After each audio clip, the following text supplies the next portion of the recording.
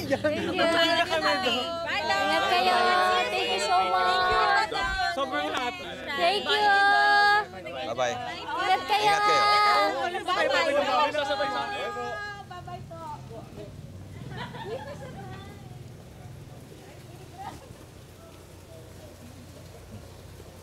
Na-miss mo yung mga kaibigan mo, ano? Opo, tay. Lalo na po yung mga bonding po namin dun sa Apex dati.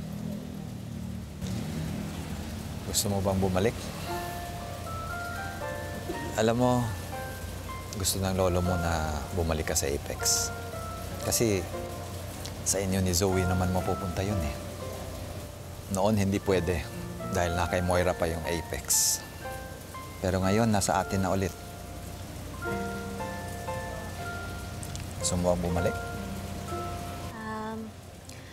Okay pa naman po ako sa East Ridge, tay. Lalo na po, andun po si nanay, tsaka po si lola. Saka, pag bumalik po ako ng Apex, baka mamaya, mag-aaway lang po ulit kami ni Zoe. Sa tingin ko, sa mga pinagdadaanan ni Zoe ngayon, mas makakabuti sa kanya kung nasa Apex ka. Kailangan niya ng kapatid. Kailangan niya na makakasama.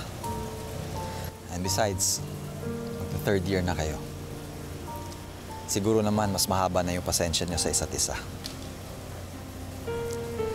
At kapag nasa Apex ka, mas mababantayan mo ang lolo mo. Pero hindi kita pinipilit, ha? Nasa iyo pa rin ang desisyon. Pag-isipan mo lang, anak. Tandaan mo, anak, kapag nakapag-desisyon ka na, open ang Apex sa'yo para i-continue yung residency mo.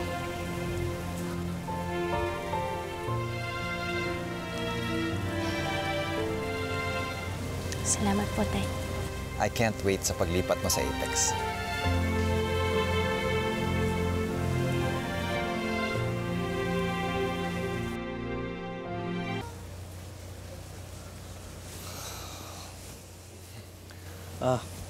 Dr. Santos. RJ. Doc Carlos. Pabalik ka na ba sa Apex, Annalyn? Sensya na kayo, medyo narinig ko yung usapan niyo.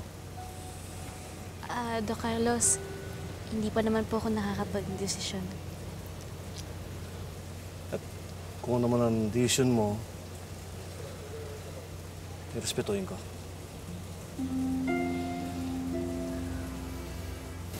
Salamat po, Doc.